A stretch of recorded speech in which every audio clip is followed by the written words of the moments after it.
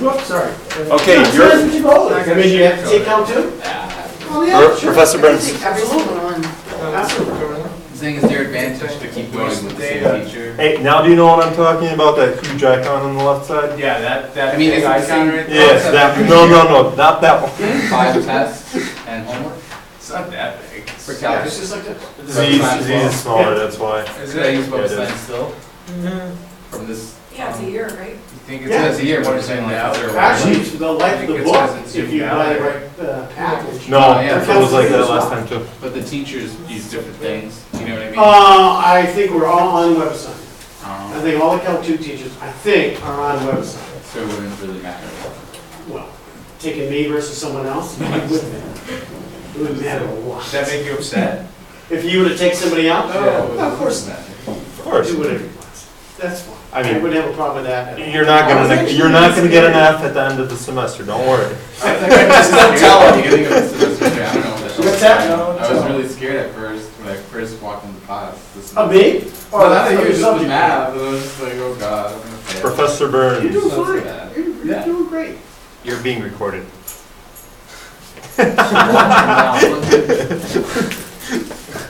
Okay.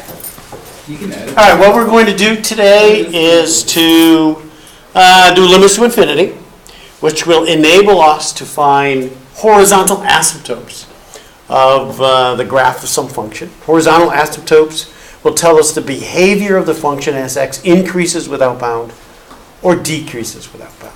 All right? So we'll do that. We'll do that one section today. Thursday, what we'll do is it has a summary of curve sketching techniques. Basically, it's using asymptotes, vertical and horizontal asymptotes. It's using first and second derivatives, determine where it's increasing, decreasing, concave up, concave down, horizontal tangents, those kinds of things. And we'll do that on Thursday. And then we have one more topic to do, and that is to solve some X-min problems. And we'll do that next week on Monday, and we'll do that for a couple of weeks. We'll have our last test before Thanksgiving. The Monday before Thanksgiving will be our last test, which will be 24th. It's like 2 weeks. Wait. 2 weeks, that's about right. Semester end? What's that? When is this? In December? Semester ends December 10th or something. So after Thanksgiving, then we'll review. I'll tell you what's on the final. We'll do a couple of sample final kind of things, and I'll probably give you a sample final in class where I'll correct it. If you do well enough, I'll count it. So we're gonna have sample finals before the sample final.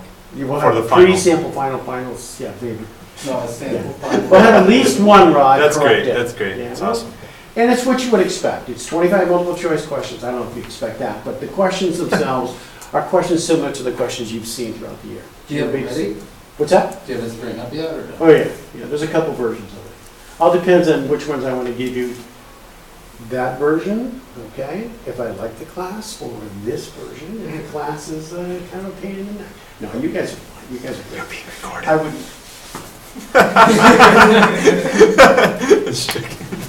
Start over. 3 minutes into class. all right, so I'll take any questions. We have some questions here. And let me do these questions, and then I'll take any other questions. And then we'll do limits to infinity, okay? Let's take a look. It says identify the open intervals on which the function's increasing or decreasing. And the first one is f of x equals sine x plus 3. And the interval is 0, strictly less than x, is strictly less than 2 pi.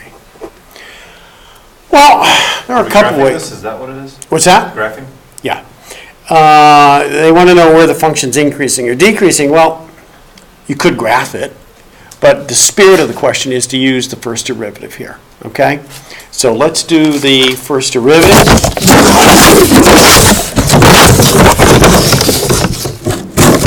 Okay. Our function is sine x plus 3. The derivative is cosine x. And what they're asking you is where's cosine positive, in which case the original function will be increasing. Where's the cosine negative? in which case the original function will be decreasing, and that's what the question is. So we want to know those things, and I think the easiest way is to look at the graph of cosine. The graph of cosine is this, starts at 0, 1. We're going from 0 to pi over 2. Here's 0. To 2 pi, rather. Here's pi. 3 pi over 2. And 2 pi. It's on this interval. And here's what we want to know. Where is the cosine positive on this interval? The cosine is positive on this interval from 0 to pi over 2. So where is this function increasing?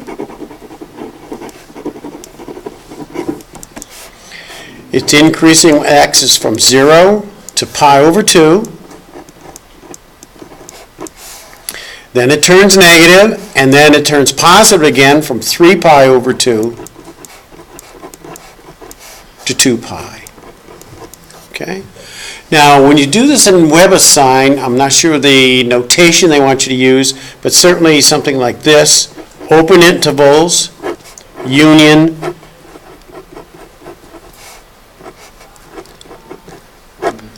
I'm assuming that you have this right, and we don't want to include the endpoints here. And given that, that's why these are Did you see all those ones I put on the top right? The ink 0 to pi over 2. Yeah, it says choose any that apply. Oh, okay. Oh, I see. Okay. Here you go. Here's what she has. I don't know if you guys can see it here, but it says on the increasing side, 0 to pi over 2, yes, that's increasing. Okay? 3 pi over 2 to 2 pi in the last one, the first and the last. Those two would be the correct answers. Oh, this is kind of nice, because then you don't have to worry about the format they want it in. Okay, that's increasing. Let's do decreasing. It's decreasing where the cosine is negative. Cosine's negative from pi over 2 to 3 pi over 2. And that would be the decreasing. So pi over 2 to 3 pi over 2 is the very first one. Okay? And that's it. Now, it may be easier just to look at the graph of the original thing, okay? Sine x plus 3. What the heck is sine x plus 3? That takes our sine x graph, moves it up 3 units. But it's still going to be increasing or decreasing for the sine x. So it's almost just as easy, if not easier, just to look at sine x to do this problem, instead of doing the derivative and looking at the derivative. You know what I mean? Because if you look at sine x here, let's take a look at sine x here.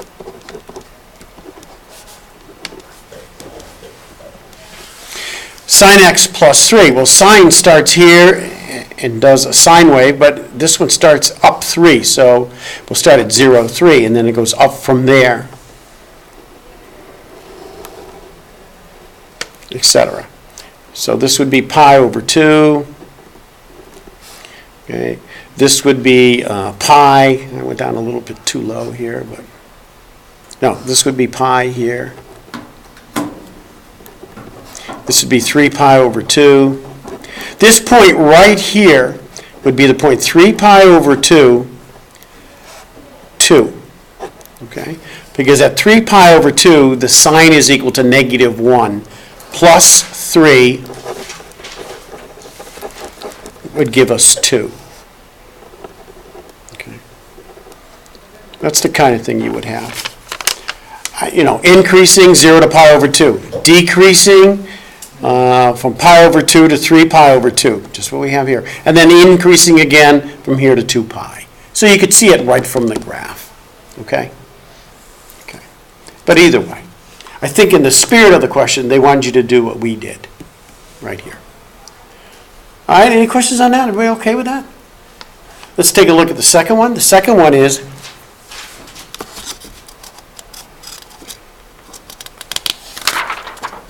find the points of inflection of the graph of the function. Now we want points of inflection.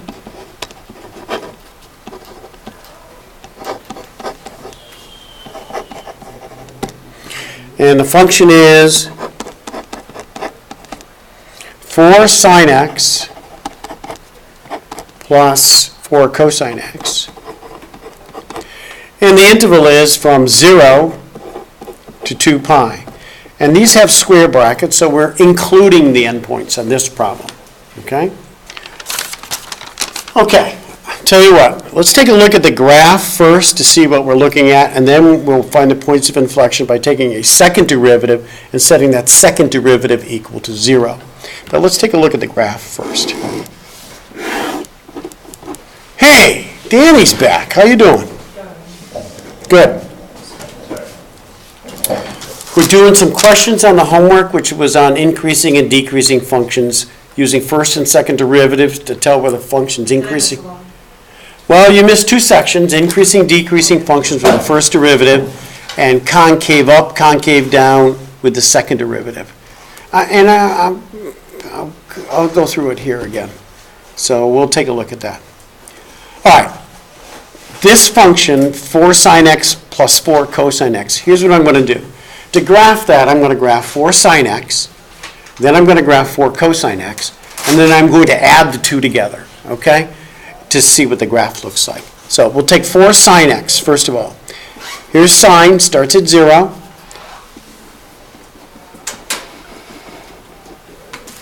And we're going from 0 to 2 pi. So here we go. Instead of going 0 to 1, however, this goes from 0 to 4.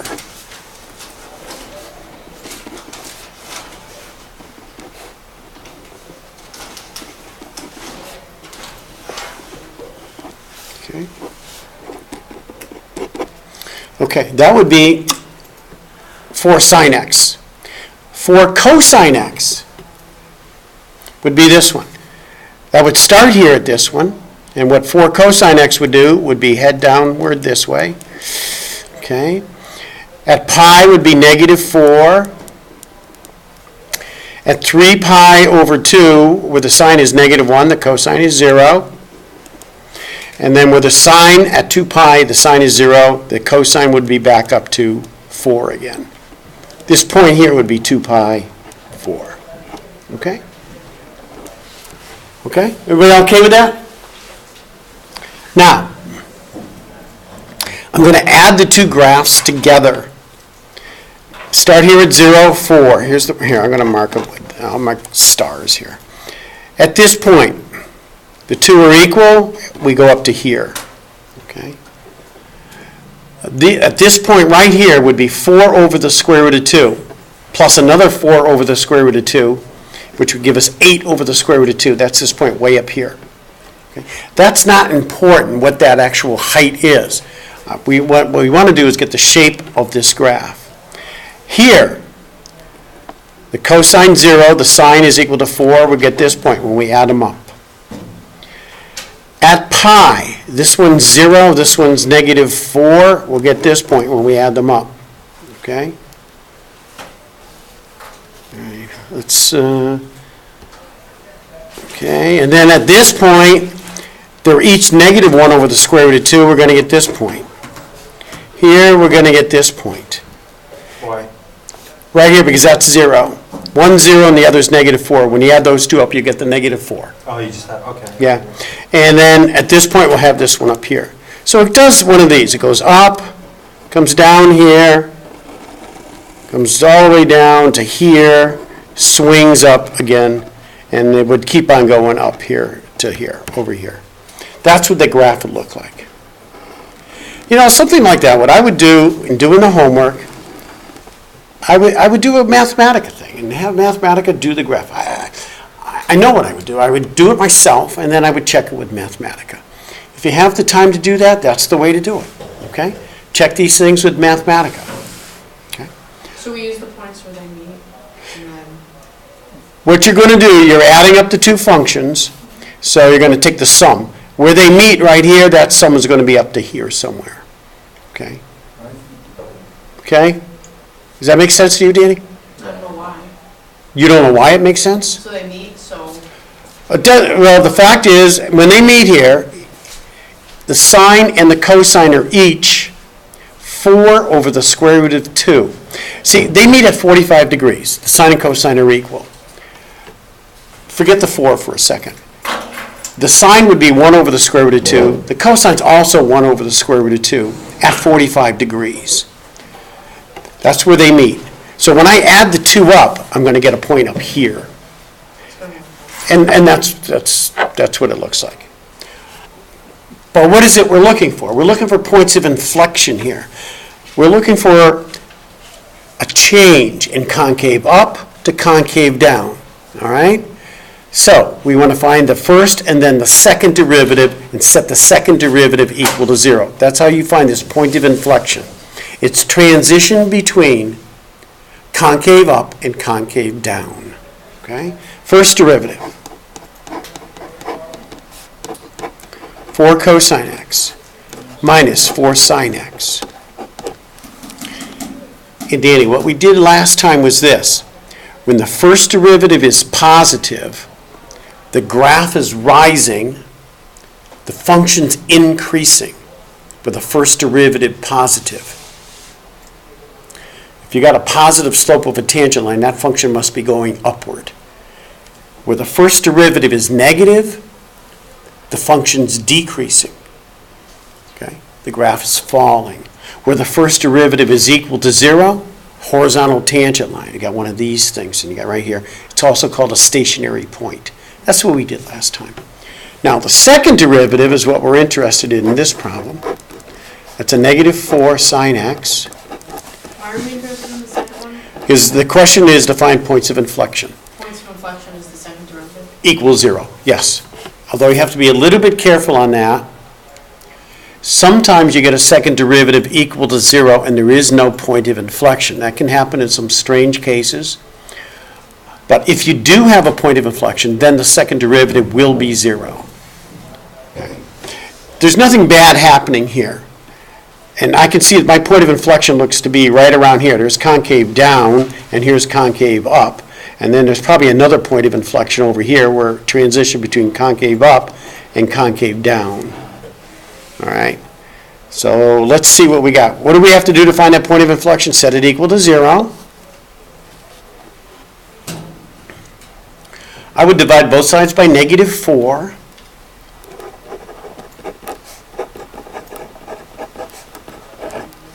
Okay. And what should you do here? Well, if you subtract cosine, you're going to get this. And then Where did negative 4 go? Yeah, with the- threw it away Why? Why? because I didn't like it. But you're not doing a derivative. I did the second derivative and I set it equal to 0. How do you set that equal to 0? Well, first of all, you got a constant, negative 4. I can factor it out front, and then I can divide by negative 4, and it goes away. Not catching it. Okay. You'd be able to do it out? I'm sorry. Sure. No, don't. You don't have to say that, Nick. You Seriously. should- Here's what you got. Here's what I did. Danielle says I should show you, sorry. What? You guys are like I 6 didn't, year I olds. didn't see it. I don't know what it's on. Factor out a negative 4. Divide by negative 4. Okay. So we get sine x plus cosine x equals 0. Subtract the cosine x. And then divide by cosine x.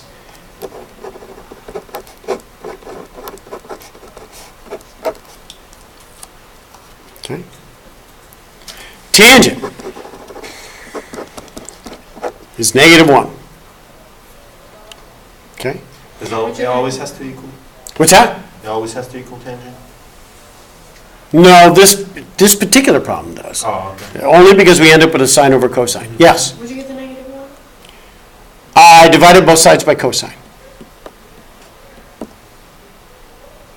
Negative cosine. I divided by cosine, and the cosines cancel, and it leaves me with this negative here. It's just still there. Now, you with me? Are you sure? Okay.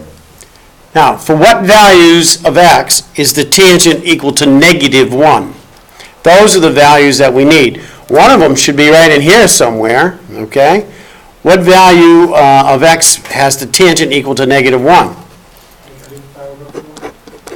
What is it? Negative pi over 4. There's one value. The only problem is that's over here somewhere. And to put it in over here, where I really want it, because we want to go from 0 to 2 pi. So take that negative pi over 4, and he's correct. The tangent of negative pi over 4 is indeed negative 1, okay? He'd put us in the fourth quadrant where the tangent is negative, but I need an angle from 0 to 2 pi whose tangent is negative 1. We'll take that pi over 4 angle and not put it in the fourth quadrant, but we're going to put it second quadrant and the fourth quadrant, but not as negative pi over 4, though, Gessner.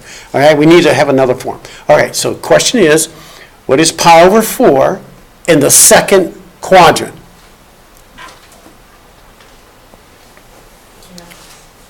What is I it? just said I got this. Yeah, thank you. 3 pi Power 4, is that? I heard it. 3 pi over? 3 pi over 4. There's one value.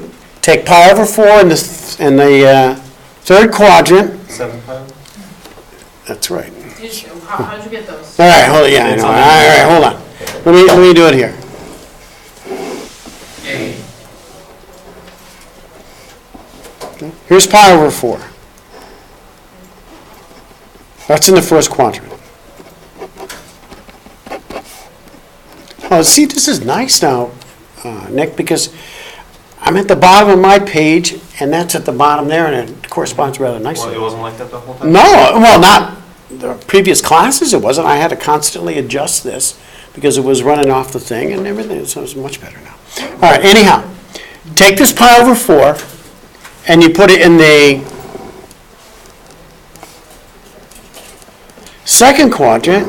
It's this angle that we need. And what is that angle? Well, this is pi radians out to here.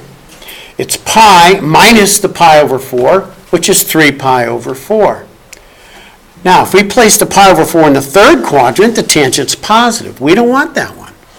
What we want to do is place it in the fourth quadrant. Now, that's what Gessner did. He put it in the fourth quadrant. But he called it negative pi over 4, which it is, but we need it expressed from 0 to 2 pi. So what is that angle? And that'll be this angle now. What is this angle right here? And that is 7 pi over 7 pi over 4. Because what is it? It's 2 pi, 8 pi over 4, minus pi over 4. Why do we need a negative? Why can't we have a positive though? Because it's negative 1, right? Yeah, we need negative 1. Okay? So those are the two angles that we need. Oh, they ask for a small value and a larger value, okay? Awesome. Is what they do. So what you would have to do is take your smaller value, 3 pi over 4, substitute that into the original function to find the value of the function at 3 pi over 4. Well, at 3 pi over 4, it's kind of interesting how it's going to work out. Here, let's do it. All right, is everybody okay with this? Let's take that 3 pi over 4. Put it in the function, it's going to be 0, right? Yes. So here's what we have. We have 4 sine x, 4 cosine x. And what we're going to do is put in 3 pi over 4. So we're going to get 4 times the sine of 3 pi over 4 plus 4 times the cosine of 3 pi over 4. Now, what's the sine of 3 pi over 4? Now, here's what you got to do for a problem like this. The reference angle, the angle in question, this angle right here is pi over 4, and it's in the second quadrant. Isn't it square root 2 over 2? Yes, it is. And if we take the sine of that, is the sign positive or negative in that second quadrant? Negative. No, it'd be positive. It's positive. So we get 4 times square root of 2 over 2, okay, or 1 over the square root of 2, but rationalize it, plus 4 times, what's the cosine of 3 pi over 4? Same thing. 2 pi over. Square root of 2 over 2, is it positive or negative? It'd be negative. It's negative, and we end up with 0. And that's to be expected, because when you look at this thing, it's right here, that's the transition between concave down and concave up. Let's take a look at the other value, right here, which is a transition between concave up and this one here, concave down. we're going to substitute in the other value now of 7 pi over 4, and let's do it. Which quadrant are we in? Fourth quadrant. It almost looks like you're fast forwarding What's that? your hand. My hand, what's wrong? And it seems like you're fast forwarding it. How fast you're writing. Oh, really? It's cool. Thanks. All right.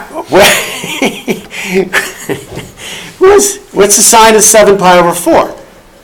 Is it, what's the sign of 7 pi over 4? We're in the fourth quadrant now. It is the sign is negative, Negative. So it's negative, square root of 2 over 2. and the other one's positive. And the other one is positive. And guess what? We end up with 0 again, which when you look at the graph, makes perfectly good sense that this would be the other point of inflection, transition between concave up and concave down. Okay? Okay. Working like a dog. All right, what else we got? Find a point of inflection. Whoa, what the heck? Point of inflection, is that the second, that's the second derivative? Second derivative equal to 0. All right. How do you know if it's going to be equal to 0? You set it equal to 0, because that's how you find that point of inflection. If it's not equal to 0, then Then it's not a point of inflection. Okay? But the only thing you have to be careful about is sometimes the second derivative is 0, and you don't have a point of inflection. Let me give you an example. Let's suppose you have y equals x to the 4th.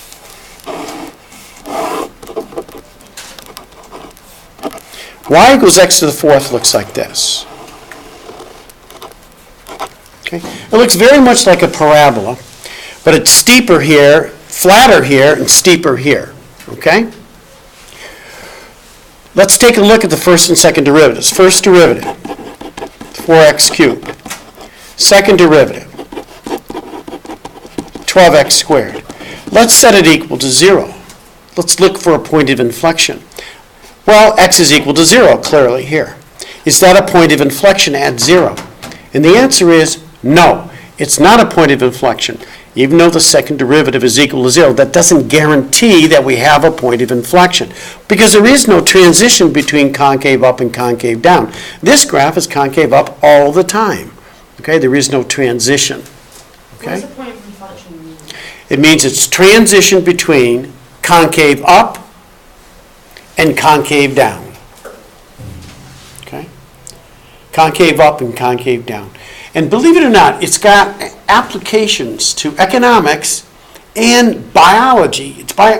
Look at this application of the point of inflection. It's kind of interesting. If you have, I mentioned this to a population growth kind of a thing. If you take turkeys, I think we mentioned turkeys before. You take a population of turkeys, and we want to reintroduce turkeys in Minnesota. Maybe they ran out of turkeys. I don't know what happened in there. Maybe all the turkeys came here to, never mind. All right, just kidding. We are going to be able to edit this thing, right? Can you hear it? Is there like a microphone? Yeah, it's recording it. Yeah. Anyhow, we want to take our population, a population of turkeys, and bring them somewhere else. Typically, what you get is what's called a logistics function. Logistics functions look like this. This is called the carrying capacity of the environment. It's determined by various things. How many predators you have, what the food supply is, what the climate is, all kinds of things determine the carrying capacity of the environment. What's that? That would be like the max. Yeah, that would be the maximum. That's it. That environment cannot handle any more